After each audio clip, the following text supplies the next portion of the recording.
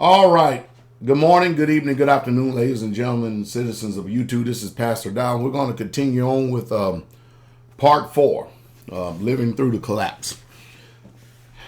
Before I actually get started here, I want to do, or let me just say this, I want to say a few things to try to stimulate thought. Because before there's ever going to be any type of change, especially an everlasting change going forth in life, the change has to come from within. It has to come from deep within your heart, because information can be presented to you. Facts can be presented to you. Historical facts can be presented to you. But until you get clear in the matter for your own self, and of course that takes self-autonomy, that takes due diligence, that takes you personally doing your own independent research and then drawing conclusions. And then the biggest step of them all is becoming a doer. I know that none of us, we even want to even think about a catastrophe like this. But you just look at the health of our country. Makes no difference. Social, political, economic, religious. It makes no difference. We are sick as a nation. Everything is going awry. Right is now wrong. Wrong is now right. Up is now down. Down is now up. The rule of law is being transgressed on every single end. And you need to really truly start thinking, and you need to ask yourselves the painful questions that many people are just simply, it's better to just put your mind in some type of utopia, and it's better to just let that utopia just run rather than actually look at the reality of things. Our government, Congress, you need to understand their attitude. If they can avert any type of national uprising or whatever you want to call it, in order to control the population, they're going to do everything that they can. That includes lying to you about the real true facts, especially a situation that is really truly bad. It's too late to prepare for a situation when it's sitting on top of you or right at your doorstep. You heard me earlier mention about mutual assistance groups. Now, in a perfect world, which we know we don't live in, a mutual assistance group is, and I'm going to try to make this as easy as possible. Can you close this door, please? I'm going to try to make this as easy as possible. To get you to understand. A mutual assistance group is you live in an area and you need to have either a neighbor trustworthy, a friend trustworthy, or a family member trustworthy. And of course, notice, that list starts to diminish because you'll have a neighbor that will be more of a friend than a friend would be more of a neighbor, or you have a friend that would actually do you better and is more trustworthy than natural family members. I don't know what it is about natural family members, but for some reason they have it in their mind simply because that there's some type of bloodline connection there that they assume within their hearts. Just watch the function and attitude and mindset that they can say anything they want to say, do you any old kind of way, and never have to actually be a man or woman of their word and live up to their obligations. I mean, I don't know why, but that list diminishes from top to bottom right there. But you need to find someone that if your position gets overrun, you can actually walk 5 miles. And it's sad to say, in this country right here, there's not many people in their 30s and 40s that can actually walk 5 miles. And when you start getting older, you can forget about it. You can forget about it. Can you imagine you being a man and then you would have to actually pick up your wife and actually take her somewhere if she ever gets injured. I mean, if your wife is obese, how are you going to move her? I mean, you have it. Think about this. If you got a situation where things are really bad, you've got a choice and decision to make. If you are a family and you have wife, children, and yourself, and you have a mob coming after you, or you and that 5 miles, excuse me, is not walking down the highway road on flat surface. That 5 miles is going through valleys, mountains, depressions.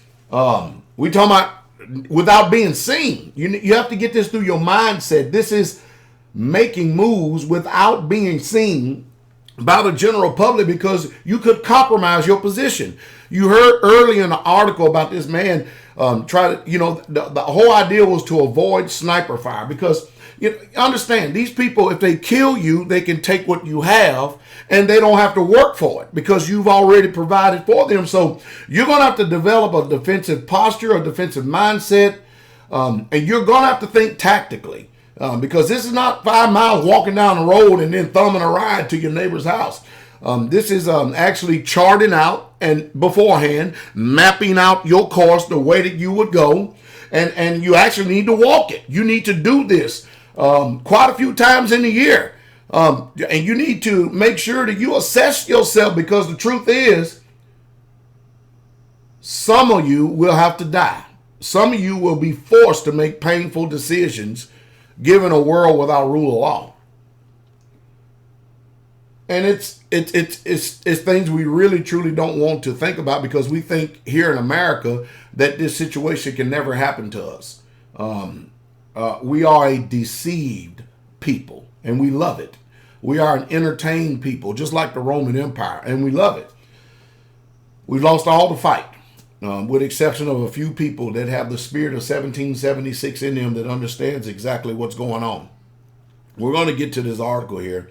But you need to be able to walk 5 miles, and you need to be able to have enough food there for you and your family to survive, because you don't want to take from the peoples who you are going to, mutually assisting or trusting, and take from them. Because tensions, when they start rising, let me tell you something. The spirit of toleration is very, very low in stressful situations. And there are a lot of things that you yourself, you may think that you will not ever do. It's easy to say when you're not in that situation, but believe you me, I know the depths and the levels that a human being will resort to. And it's an ugly situation. You need to have a situation now. You need to have, to be able to communicate if you can. But if you already have everything mapped out and planned out in case something happens, then guess what? You're good to go. For instance, me, I'm not going nowhere. I'm not bugging out. I'm bugging in because I put a lot of time and effort into our strategic location. And my going out is death. That's what my going out is. Because my people here at Straightway, we understand this very, very, very much so. And then you need to be able to have, a cash. Do you know what a cash is? Pastor Joe Fox gave a cash class here at our last gathering of the saints. And we've had quite a few GOTS, gathering of the saints. And it's our survival instruction. Now, believe you me, it's only, we have a lot of civilians, people who have never even slept outside before, much less on the porch or backyard. And so we scale this way, way, way, way down to accommodate these people. And we try to speak to the minds and the conscience of the people to get them to understand something. Mothers, can you keep your baby quiet? I mean, if you have a gang that's coming by your position and you're in the woods and your baby starts crying and the baby starts doing certain things, do you know how to control your child? Because if you don't know how to control your child, that one child could compromise the whole entire little small unit and get you all killed dead. That's the reason why discipline and controlling the youth is very important. They need to be doing what you say and not what they want to do. And most of you cater to these children. And I know what it is. I mean, I've had children. When you chasing your children, you're chasing yourself. And that wicked heart of ours, it gets in the way. But I tell you what, a leader in this type of situation is going to have to make some painful decisions. And I'll leave it at that. Let's go ahead and go with this article right here. But don't think for 1 minute that the food is always going to be running to these grocery stores. It's just not going to happen. Number 4, even if something happens, there are plenty of food and supplies for everyone in my city. Fact or answer? Ever seen towns or cities cut off by winter storms? Have you? Food in supermarkets, food in warehouse stores, and restaurants are extremely limited, perhaps 1 to 7 days at best. To prove this, take your population, where you live, and divide this by the number of grocery stores in your city and town. Go into one of these stores and look around and consider how fast a few hundred or a few thousand people could empty that store. You see all those trucks coming in each day carrying food and supplies for these stores. Imagine those deliveries stopping. Food would disappear faster than anyone can imagine. And remember, some time ago in this article, 1 can of beans was going for $30 to $40. You know, here we have a law. When you go out, you go grocery shopping, you bring a can. You bring a can of something back for the storage. Because 1 can of beans, $30 to $40, in a situation like that, and a lot of people going to die over that 1 can of beans. Number 5, my state government, my community, my neighbors will not abandon me and let me starve. Is that a fact? Well, let's get the answer, all right? It's a pure numbers game. If food and other necessities are not there for the state to distribute, then everyone who has failed to put away for such a disaster will go hungry. Your neighbors are likely to be in the same boat as you if 99% of the people don't prep. Those that did prepare are likely to not share with a bunch of people that choose not to. Taking food from those that did store will not be an easy task, as they will likely be well armed. It is extremely selfish to expect your neighbor to sacrifice their family because you determined that prepping was too much effort. Simply don't be the 99% that don't prepare. And you can forget about it. People are not going to cater to your feelings and your emotions and stuff, and people they're gonna get hard. They're gonna say, "You mean to tell me that you didn't prepare?" You remember the time I tried to tell you all of this, but you looked at me like I was crazy or something like that? No. I think it's the epitome of selfishness for you to expect me to take food out of my family's mouth and put it into your mouth to accommodate us, and then here we are when it's all said and done and it's all gone. Now we're all starving and looking at each other. No, you go ahead and trek on down the road, because you're now going to be suffering for the choices and decisions that you refused to make because you thought that it was never going to come to a doorstep near you. It's sad. Number 6, I have a 3-day food supply. Now that is laughable. The government and others will tell me that this is plenty. Fact or answer? 3 days go by awfully quick. And as we saw in Hurricane Katrina, help took much longer than that to arrive. If it is possible, a bare minimum of 30 days worth of food, water, and other supplies should be considered for all families. In the past, during lightweight shit hit the fan events, help will arrive 1 to 2 weeks after the disaster occurs, such as areas hit by a great earthquake or a mega hurricane.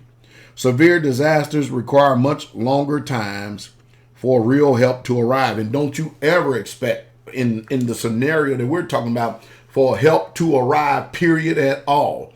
You are a fool if you think help is going to arrive. Number 7, I have lots of credit cards. I will purchase anything I need in my city or nearby cities.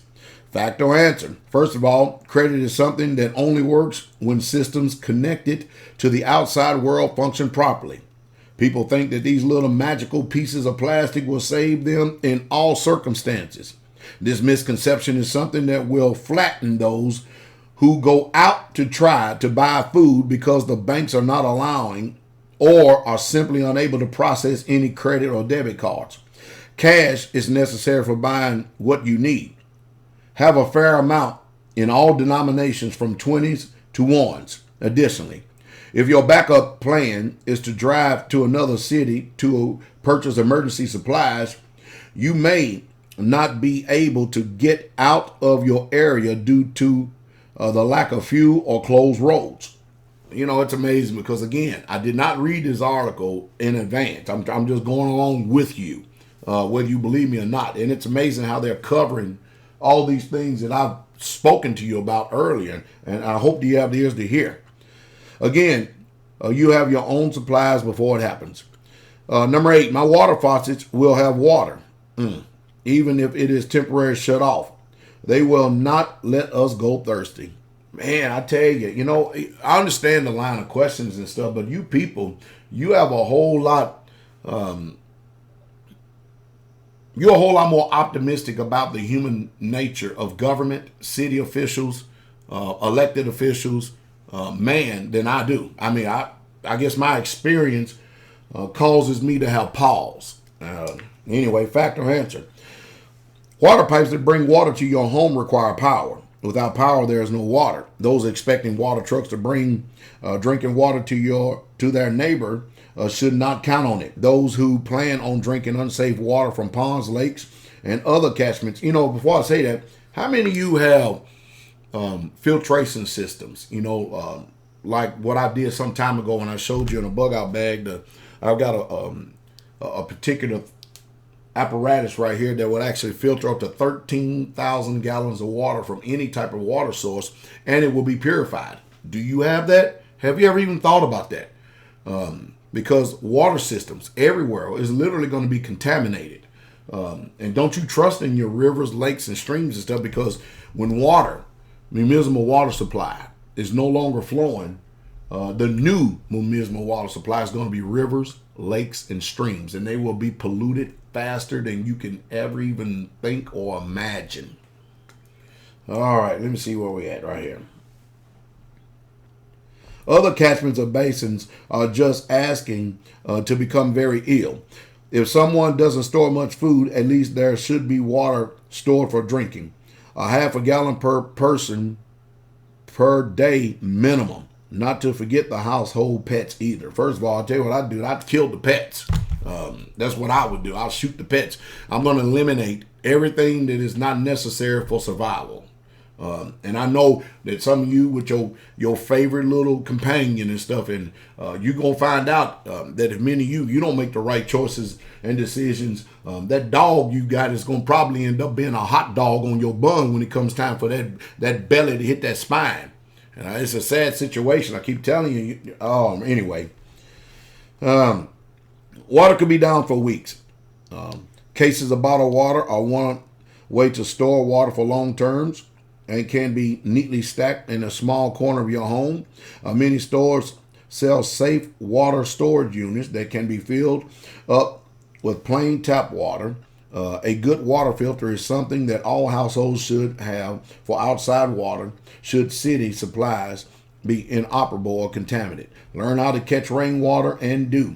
Hydration is something that will, is something that will kill scores of people because they have not taken water storage seriously. Without clean water, you're dead in 72 hours. Now, that's just the regular thing. I don't believe that you're going to be dead in 72 hours without drinking water, because yours truly, Pastor Dow, has been up to 7 days fasting without water. But that's not to say that everybody, but of course I'm also, I also take personal responsibility for my health too. Before I embark on an endeavor like that, I make sure I'm well hydrated, very well hydrated. And even at that, it's a spiritual thing. It's a risk. It is a risk. It's a spiritual thing. And I wouldn't advise everybody to do that. But if you're seeking for a closer walk, and a higher walk to the Father, it's going to take you some time to build up to something like that. Don't be a fool and try to go into something like that. But I'm talking about right now for survival means. There's a lot of things you're going to have to think about. And let me say this. Some of you're so hardwired right here. And you are so set. You expect everything in this world to work the way you think that it should. And it's a bad situation. It's a sad situation. Because of decisions and choices that you have either made or have not made, those who are dependent upon you and your selfishness and your lack of wisdom, you're going to cause a lot of people to perish, a lot of people to die. Because you're just simply too hard-headed. Just simply too hard-headed. And it's hard for you to look in the mirror and ask yourself, are you hard-headed? Because you're going to give yourself a pass every single time. But is there someone around you that can look you in the face, and can you handle someone telling the truth of what they see about you? I didn't say you have to accept whatever they say. But, if the shoe fit, as the old proverbial saying goes, you should wear it. Sometimes, and that's the reason why, having a spiritual assembly, having spirituality stuff is good, because you're going to be told about yourself. And then once you're told about yourself, the option is left up to you to where you're going to change or not. But some of you are really, truly hard-headed. I mean, hard-headed. Hard as these cinder blocks back here. And you simply can't, I don't know what it is, but you think that the world is coming to an end.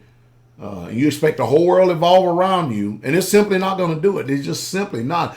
Anyway, we'll be back at number 5, part 5 of this video right here, and they've changed in this article somewhat the order of things and stuff, but I do think that it's actually edifying to those who want to know. And I'll mark this right here, and we'll pick up at another time. Shalom to each and every last one of you. Have a good day. I hope that the information that's being presented to you is bringing some type of edification, exhortation, and comfort.